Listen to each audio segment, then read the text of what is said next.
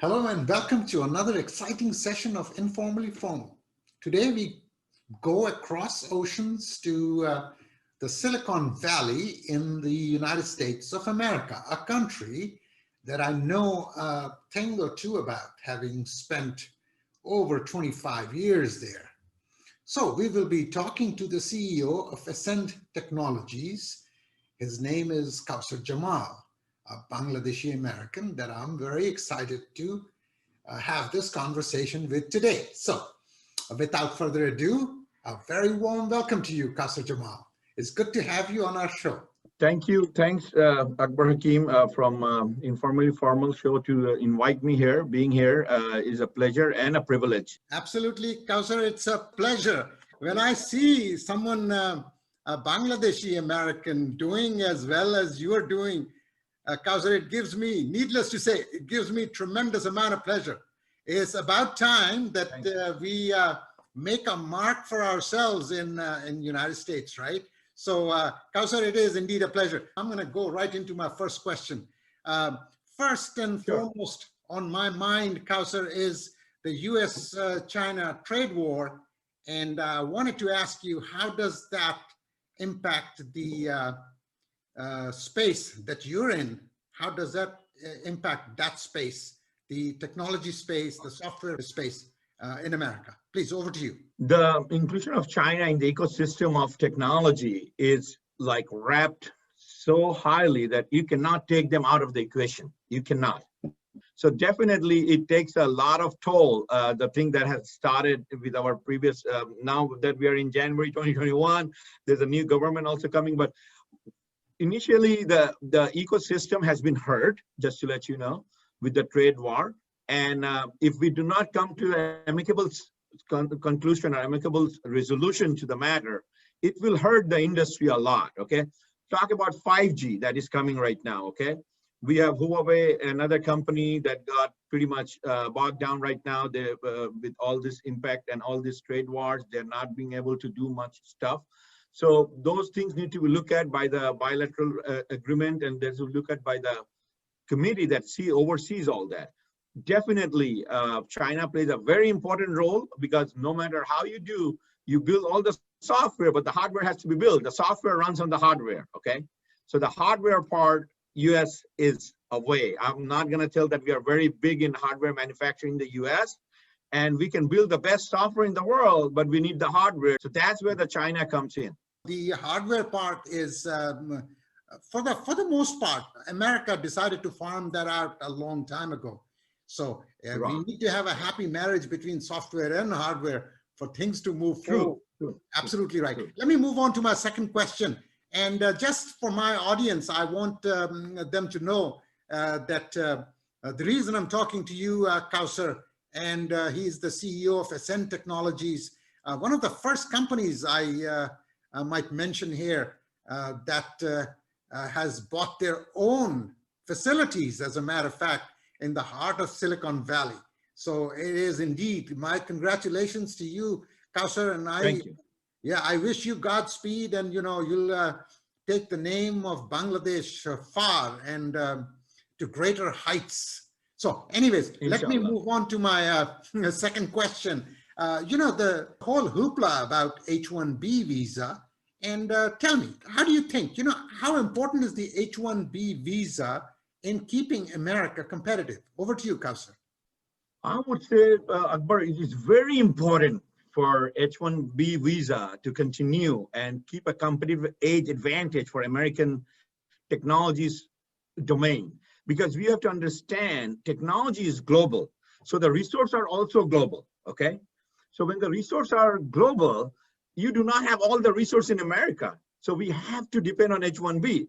Another thing that happened right now is that with a very strong immigration dedication that had happened, it has blocked the H-1B, okay? Recently, just to let you know, in 2020, people who got the H-1, they cannot enter till December 31st, just to let you know. People who have a valid H-1. So a company like us, I mean, we depend on them. A lot of people depend on them, not totally, partly, okay? So that's where the resource conglomeration happens. you get the best of the breed from all around the world coming and developing and being a part of the team. So that helps a lot because we do not have all the technologies in this country, okay? Right. So from other part of the world, they come and they study here, and then they wait for the immigration to happen, and that's through H-1B. You work 6 years on H-1B, then the green card applies, then the green card takes you to citizenship, and you become part of the American society. If you look at all the immigrant who has formed big companies, I'm not gonna be very controversial. You will see those are immigrant people. So immigrant people means who came with their mom and dad. Another immigrant people is like people who moved to America to work or to study, and they become the part of America. That journey is very important, and that is very important for American economy that we build, we're trying to build. Kawser, I'm glad you explained what H-1B is, because a lot of people that are not familiar with it. In America, it's a land of immigrants. And immigration happens in several different ways. For some people, it's the family route.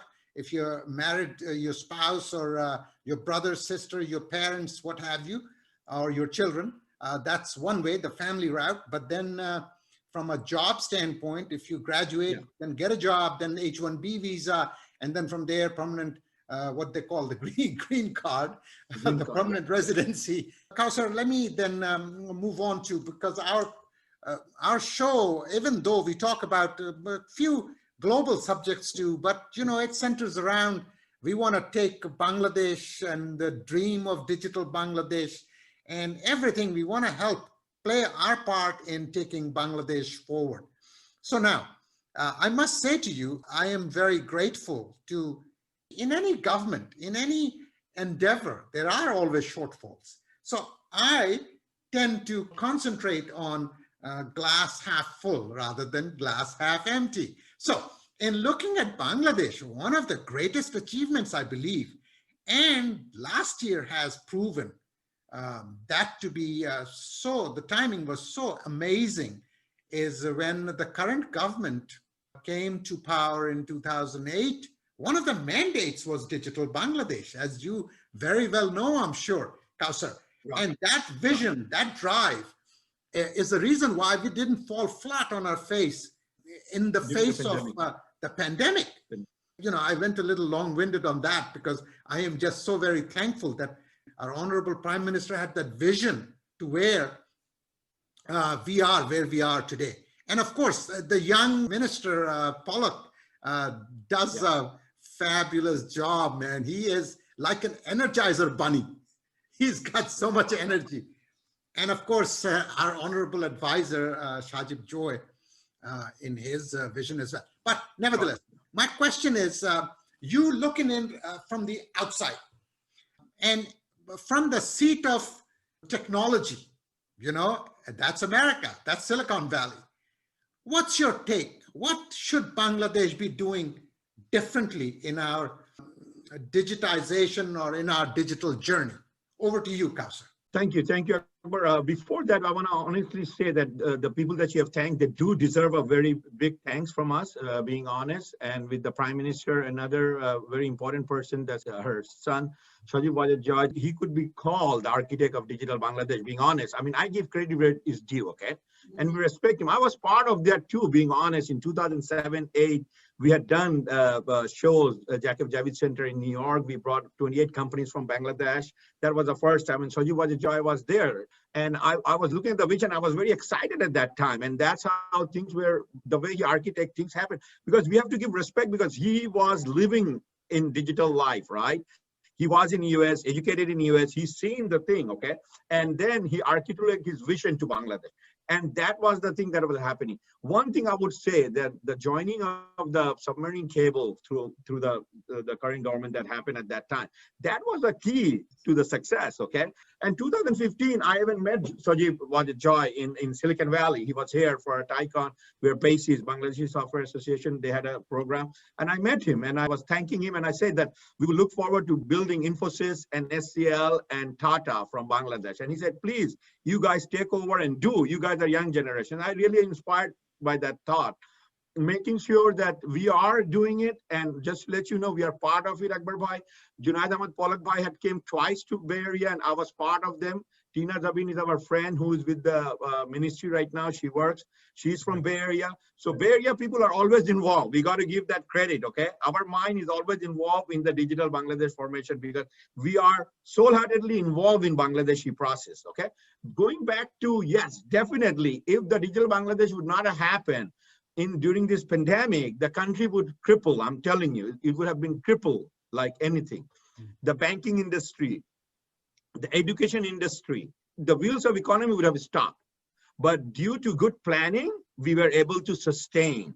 And definitely more work has to be done. We understand that. I mean, we're not going to say that Bangladesh is totally digital today. Yes, 80% it has, but there is 20-25% more has to be done. And we need to take part on that. We need to, the business owner, people like who are Bangladeshi origin, how India did. You see, Akber Bhai, all the big people in India came to US, did their H1, had their green card, had their citizenship, built their company, and then they took the work to Bangladesh. And that is not happening in Bangladesh yet. Okay, so more people like NRB, through your voice, I want to reach out to all the non-resident Bangladeshis who are running a technology company or any type of big companies. Think about Bangladesh, how to grow Bangladesh, okay? In my limited one, I'm getting good technology people who are here, getting them the outlet to perform and work for big companies, and then the knowledge transfer will happen, right? I'm not about brain drain. There's nothing called brain drain. There's only called brain gain. Okay, now a guy from Mohammadpur is in Silicon Valley. I'm from Mohammadpur, Iqbal Road, Dhaka, okay? 20 or 25 years ago, I didn't know nothing about Silicon Valley, nothing. I was just a guy roaming around in Bangladesh with a little bit of here and there. And then the vision came, then we came to educate here, got the higher studies done. Then we see how things are, and we are visioning ourselves into that. You kind of answered my question that I was going to ask you, is the role that non-resident Bangladeshis can play in the development story of Bangladesh.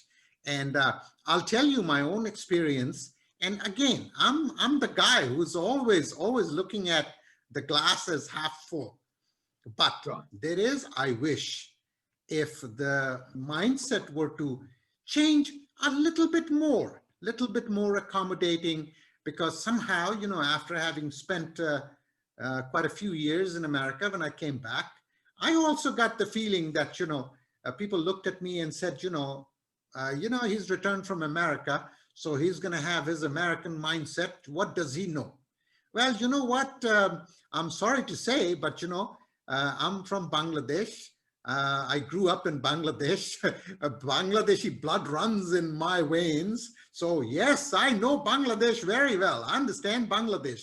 In my heart and soul, I love Bangladesh. I went to Buet in Bangladesh. So regardless of the fact that I stayed 27 years in America, I'm still a Bangladeshi. So yes, I would hope, Kawser, if I hear you right, and I echo that sentiment, that Bangladesh ought to open up a little bit more, I would say, in accepting NRB and NRB talent. I want to say to you publicly that I will be with you and others in to whatever extent a role that I can play in bridging that gap and taking our story as to what we can do for Bangladesh to wherever we need to take it. Definitely, definitely. Akber Bhai, one thing I would say, the government has built the infrastructure, has built a back end. Now it's our time to build a bridge, get the knowledge, share the knowledge, and build Bangladesh to the next level. The small companies like us, okay, we deal with Fortune 500 companies, okay, Bangladeshi-American. So we also bring some expertise how to deal with the big name, right? So sure. From our company, we are an IT technology company. We do cloud migration, software development. We do infrastructure management, okay? We deal with Cisco, Palo Alto of the world, HPs of the world, Lenovo of the world, the GTEx of the world, the Panasonic of the world. These are the big name, right? So sure. When we get into a big project, we are learning something, right? So if that knowledge can be transferred, I'm saying there's a lot of smart people in Bangladesh, but the cross-pollination has to happen, cross-pollination. What we know, what they know, we need to blend together and come up with a better solution. And for that, I would also say that the bridge has to happen. And Akber Bhai, I'm with you. In Silicon Valley, a bridge is there. That is SN Technology itself. We have a lot of people, but we're not very united. Even in Bay Area, I mean, a lot of people are there, but we are very all segmented out. So definitely we'll work. We had a plan to do this last year, but due to pandemic, we couldn't. But 2021, that's one of my mission, just to let you know, to bridge the gap and do. And you'll be happy to know that Ascent Technology is taking over 2021, Look East, Bangladesh, and we will invest. We will revamp our company in Bangladesh, and we're going to go invest and create jobs and sell our services in Bangladesh. So people like us, if 100 companies goes, each company creates 10 jobs, that's 100 jobs itself. And that's ecosystem, right? So Right. I would say we need to play a part, and we cannot be just thinking about ourselves. Okay, everything is good for us and we don't need to think. That mentality has to stop. You know, like you said, it's not about smarts. There are plenty of smart people in Bangladesh, you know, as there are in other countries as well. So just like you said about H-1B visa, not one place can have everything. You know, from Silicon Valley or NRBs, from anywhere really. If they bring in their expertise, something that is lacking here. So it's not about smarts. It's not. We shouldn't think like that. We shouldn't think like that. It's a common goal that we all strive for, is to be a part of the development story of Bangladesh. And what a story it is. Amazing things are happening in Bangladesh, and we are just so excited. Very quickly, can you tell us, okay, since you have this platform, can you tell us what are some of the things that you're interested in doing in Bangladesh? Anybody who's seeing this show from Bangladesh, they should dream that tomorrow they're going to have a bigger office, bigger company than Ascent Technology. Even sitting in Bangladesh or Dhaka, doesn't matter. They can come, they can do things and build themselves. So I'm talking about the dream. Itself a dream. So dream doesn't happen unless you act. So we need to act. Definitely. Hard work is perseverance, hard work, honesty, integrity. 25 years I have my name in the business world. And alhamdulillah, with the grace of Almighty Allah, it's still the same name, that Kawser. Yes, he will do whatever he says, he will do it. That's my genuinity in the market. You can fall. So honesty, integrity is very important in business. Just building a business is not easy. You got to keep it integrated. You got to keep it honest all your life. Okay, so you've been respected. So we are somebody who are respected in the technology sphere and in Bangladesh, young generation. I would say that I have not done anything bad so far in my life. And through that, I would say, let us get engaged to grow Bangladesh. Our dream is to build Bangladesh definitely better. So from technology perspective, what I would like to see is getting assimilated into bigger projects, build another Infosys or HCL or TCS from Bangladesh. Okay, we need to think global. We just cannot think about small things anymore. Okay, the world is global, so we got to get involved in bigger projects, learn on technology, look into the education system. We have to build, like right now, data science, AI, artificial intelligence, you call VR. I mean, things are changing, okay? The software industry is changing. So our education system has to produce those individuals, graduates, so that they can perform better for the corporate. So assimilation of corporate and the public sector and the education sector has to happen.